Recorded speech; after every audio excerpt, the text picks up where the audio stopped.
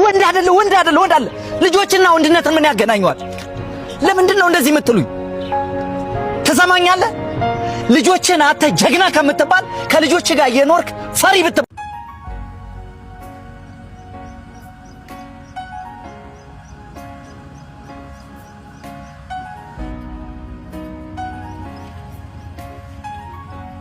አንቺ ቢያንስ ከልጆቼ ጋር እንድኖር እንኳን ለምን አፈቅጂብኝ? ለምን አፈቅድልህ? አስታውስ እንጂ በቃል አትገኝም እንዴ? ወንድ አይደለህ እንዴ? አንታልሽ ምንዛ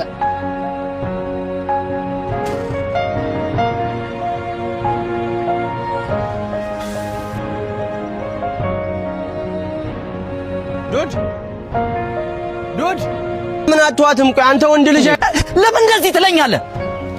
ሁሉም ሰው እንደዚህ ይለኛል። ወንድ አይደለ ልጆችና ወንድነትን ምን ያገናኘዋል? ለምንድን ነው እንደዚህ የምትሉኝ? ትሰማኛለህ? ልጆችን አተ ጀግና ከምትባል ከልጆች ጋር የኖርክ ፈሪ ብትባል ይሻላል። አንተም እንደሌላው እንደዚህ ትለኛለህ? ምን ታረግ ወልደህ አላየውማ። እሺ ወዴት ነው የምትሄደው አሁን? ዶድ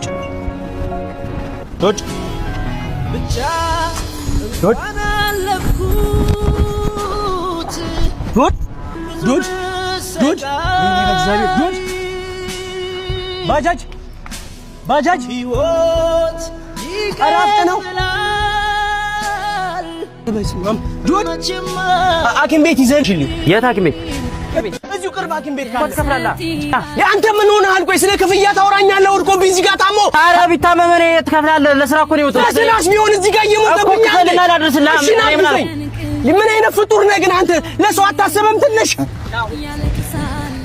አይዞሽ ዶድ አይዞሽ። ቆይ ዶድ ቆይ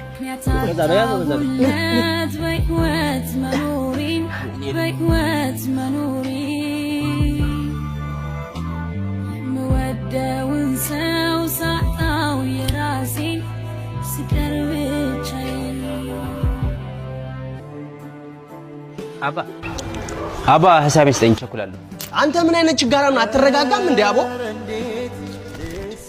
አንተ አትረጋጋም እንዴ? አንተ ግን ያማል። ምንድነው የሚያናድድ? ሐሳቤን እኮ ነው ጠየቅ። እንግዲህ አሁን የምርመራ ውጤቱ እንደሚያሳየው ከሆነ ከፍተኛ የሆነ የስኳር ህመምና ግፊት ተገኝቶበታል። እነኚህ ሁለቱ ህመሞች ደግሞ ከፍተኛ ጉዳት ሊያስከትሉ የሚችሉ ናቸው።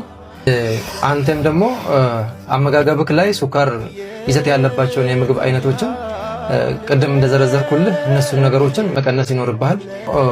በየጊዜው ክትትል እያደረግክ እነኚህን ሁለቱን ህመሞችን ሌላ ከዚህ የበለጠ ጉዳት ከዚህ የበለጠ የህክምና እክሎች ከመምጣታቸው በፊት እርምጃ ወስደን ማስተካከል ይኖርብናል ማለት ነው።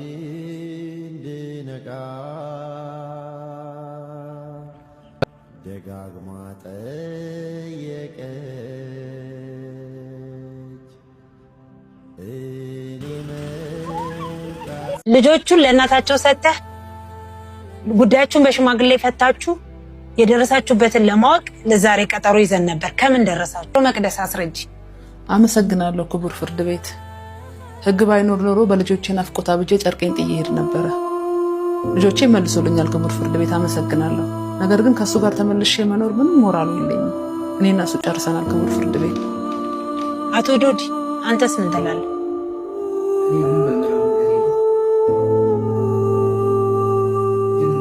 ልጆቼን የማሳደግ ቢያንስ አባታዊ መብት ይሰጠኝ ነው። ልጆች መጉላላት የለባቸውም። ማሳደግ የሚችል መሰረታዊ ፍላጎታቸው ተጠብቆ ማደግ አለባቸው። አቅሙ አለ፣ መተዳደር ያሳለ ለጊዜው ይለኝ። አንቺስ ወይዘሮ መቅደስ? እኔ ሁሉም ነገር አለኝ ክቡር ፍርድ ቤት። ለምሳሌ በአካውንቴ ውስጥ 2 ሚሊዮን ብር አለ። በዚህ ብር እየሰራው ልጆቼን ማሳደግና ማስተማር እችላለሁ ክቡር ፍርድ ቤት። ባለቤትሽ የማያውቀው 2 ሚሊዮን ብር አካውንትሽ ውስጥ እንዴት ሊገኝ ይችላል? የወንድሜ ልጅ አሜሪካን ላስ ቬጋስ ከተማ ነው የሚኖረው ክቡር ፍርድ ቤት። ያው ተዳሪ ላይ የደረሰብኝን ነገር ስላወቀ ይሄንን ገንዘብ ሰጠኝ።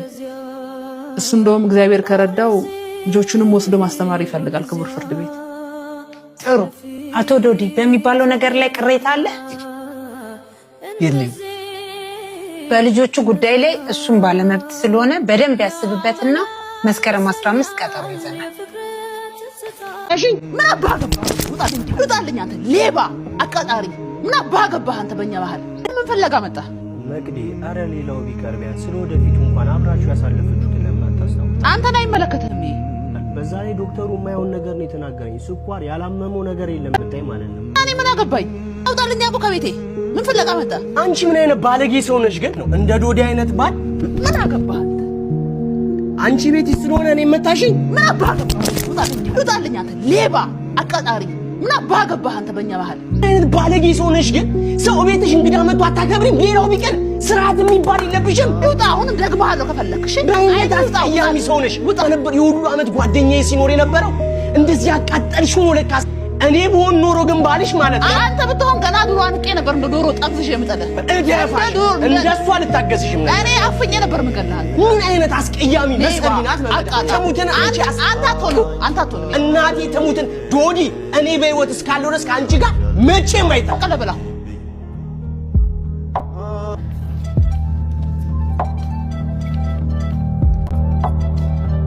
እኔ አሁን የምፈልገው ንግድ ፍቃዱን መመለስ ብቻ ነው ዶዲ የመለው አይገባህም ንግድ ፍቃድ ለጊዜው መመለስ አይቻልም ለምንድን ነው የማይቻል አንተ ለምን ንግድ ፍቃድ መመለስ ይፈልጋል ስራት ስላልፈለኩ ነው ስላላዋጣኝ እሱም ቢሆን መጀመሪያ ያለብን የመንግስት ግብር ከከፈልክ በኋላ ነው ፕሮሰስ ማድረግ የምትችለው እሺ እስከዛስ እንዳልሰራ ሽጋችሁታል እንዳልተወው ደግሞ እየቆጠረብኝ ነው ያለው ማድረግ አልችልም የበላይ አካል ደግሞ ማናገር ትችላለህ የበላይ እሺ አንቺ ቢያንስ ከዚህ በኋላ እንዳይቆጥር አድርጊልኝ እሺ እኔ ምንም ማድረግ አልችልም በቃ ማሸግ ብቻ ነው የምችል ህግና ስርዓቱ ጠብቀህ እስካልሰራክ ድረስ የመንግስትን ግብር በአግባቡ እስካልከፈልክ ድረስ እኛም ደግሞ ስርዓቱን የማስከበር ግዴታ ስላለብን ማሸግ ግድ ይላል